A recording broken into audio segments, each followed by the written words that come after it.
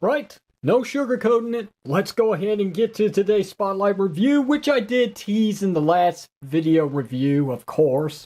This is Transformers Studio Series number 16, Autobot Ratchet. And I know what you're thinking, Hasbro, haven't we reviewed this figure already? Yes, we have, in its 2007 color scheme. Now we're taking a look at the same figure, the exact same mold, in a different color palette coming from Dark of the Moon, the third movie of the Michael Bay franchise. So, with that being said, let's take a look at the packaging as partake of every single video review on this channel. So what we got here is very nice artwork of Autobot Ratchet in his Dark of the Moon color scheme, number 16, Studio Series, Autobot Ratchet, Autobot logo, Hasbro's logo, ages 8 and plus. Here's Transformers Dark of the Moon with the Transformers logo going up to the Misaligned Generations logo at the top right corner. On the side, we also have Takara Tomy to let you know that these two companies are through branding here. On the side of the packaging, we've got the open window, which showcases an Autobot logo, which is very nice. Down below that, we've got the artwork of Autobot Ratchet yet again for the side of the packaging. Looks pretty good. Down below that, we also have the authentic Transformer stance, which, to remind you, if it doesn't say authentic, it is indeed a knockoff. On the other side here, we've got Studio Series Autobot Ratchet up in your face. So moving to the back of the packaging here, and we've got some information about the Studio Series as a whole, which we got big screen inspired scale, detail, and backdrop. That pretty much hits everything. Here's a nice picture of the action figure prototype in its robot form. Here it is in its ambulance form, which looks pretty good. Down below that, we got a hint at the backdrop, which comes with this figure here, which happens to be the Battle of Chicago, which is the final battle within the film. Other figures available in this series is Bumblebee from the new movie, Shadow Raider, and Autobot Jazz. So that's going to do it for the packaging. Let's go ahead and open this up and see if we get anything new with this guy. Stay tuned. Before we take a look at the action figure at hand, let's first take a look at the contents the figure has to follow with, which is none other than, of course, the set of instructions, which is printed on some very nice quality paper here. But, as traditional, I will continue to show off the instructions as you so demand. So here's a look at the front page.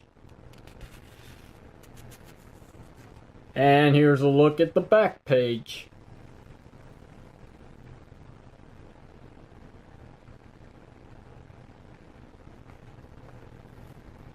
Now right on to the action figure. Let's take a good look at what we got here in Ratchet's very nice Dark of the Moon color scheme in his vehicle form. Once again, this is the exact copy and paste action figure, the only difference being the paint job here, which I gotta say this one is really nice.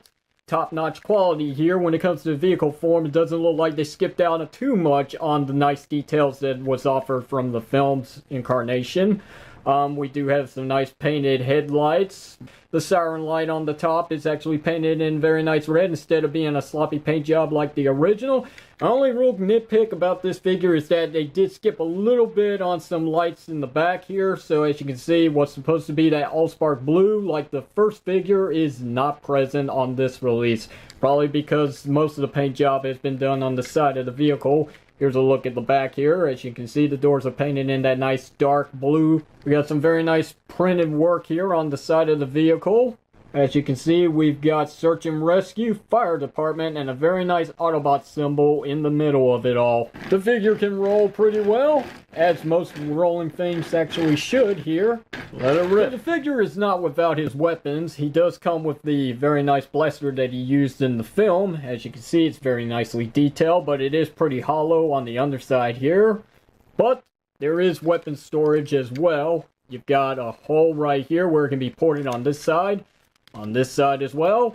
But what I like to do is put it on the top where the spare tire is and make it look like as if he's shooting down Decepticon jets while he's driving into battle. Alright, my peeps and peepettes, it's time to dare to compare in some comparisons with the original Ratchet out of the Studio Series. And once again, both figures are the exact same mold, the only difference being the color scheme and the weapon that comes with the figure.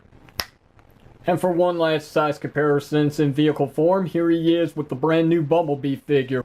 Transformation into his robot mode is exactly identical because again, it is the exact same mold as the first release. What you want to start off with is flipping these panels back until they clip right into place, like so. Go ahead and pop his forearms out so you can get some clearance here. Slide out this panel here from the front of the vehicle form and bring out his shoulders like so. Come back here, flip up his back section to reveal his legs and bring them right out. Fold down his knees like so. Go ahead and rotate his feet just like that. Take this section here and flip it in. Untab the top section here. This is all going to fold back like this. There's a peg right here that's going to go right into this hole here and like so. Next step in the transformation is to grab this bit right here and rotate this whole section along this way. Go ahead and bring down the chest section. It's going to tab in right to the front. Untap the bumper section and bring it down like so. Rotate his head. Come to the arms and bring out the forearms just like that. Open up this section here and rotate out his spotlights. Just rotate this piece like so. So now we got this tab here that's going to tab right into this section here. Pretty much repeat the same process on this side. Alright, so now the transformation's out of the way. Let's take a look at Ratchet in his robot mode. And once again, very nice color scheme from the Dark of the Moon film. Looks pretty nice. They got as much as they could in the budget, but you can notice that there's quite a bit missing when it comes to the robot mode when compared to the original release, which had a lot of silver on the toes and around the shins as well. Maybe a little more detail that might be missing from this redeco, but overall I think they pretty much nailed for what they got in the budget on the color scheme. You'll also notice that the spotlights on his shoulders are not painted either. That's an easy fix if I can find the exact metallic paint that's being used here. And maybe it's just the difference in the color of the plastic, but the detail on Ratchet's face just pops a lot more than the original. Okay, I stand corrected. Apparently the brows are actually painted silver this time around when compared to the original. Going for the articulation on Dark of the Moon Ratchet, he does have a swivel cut at the head. He's got a hinge joint at the shoulders to make up with the fact that his shoulder joint doesn't really move like a normal figure would. He's got a swivel cut above that. Single joints at the elbow, but it does work like double jointed elbows going by that hinge above that. Nothing at the wrist, nothing at the waist.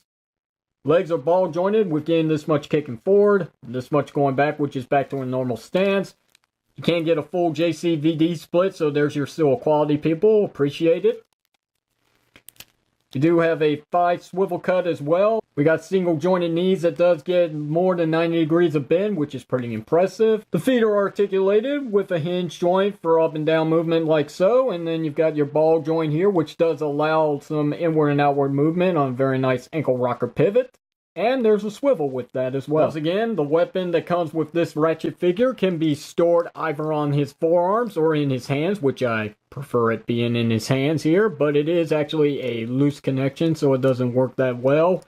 But again, to make up with that, you could put it on his forearm and be done with it. Okay, I stand corrected. I didn't give it enough force, so the peg didn't go all the way through his second thumb here. So with enough force, then it catches and holds in pretty good. So, I take it back. The only downside about this weapon is that there seems to be nowhere to store it when not in use. Now, I'm not so sure if this is a running change, but I do have to point this out. When it comes to the quality on this second Ratchet figure, it holds up pretty good. As you can see, we got no loose hip joints. And his whole torso section stays tabbed in securely. Very nice. Does not seem to be coming loose at all, unlike the original release. It's the same peg feature right here that goes right into these holes, which is on the second release as well.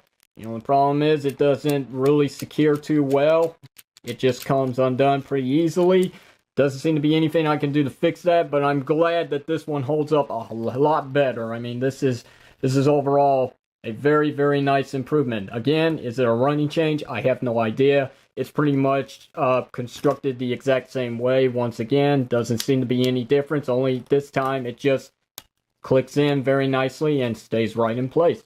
The good thing about having both Ratchet figures and also being the fact that it is the exact same mold means that you can take the weapon that came with the original and you can give it to this Ratchet and have the perfect Ratchet figure from the Studio Series. Alright, my P's and P-Bets, it's that time to dare and compare again, so let's bring in The original Autobot Ratchet, one last time, has a good comparisons between the difference of the color scheme, especially this lime green compared to the neon green of the new figure. It's very nice.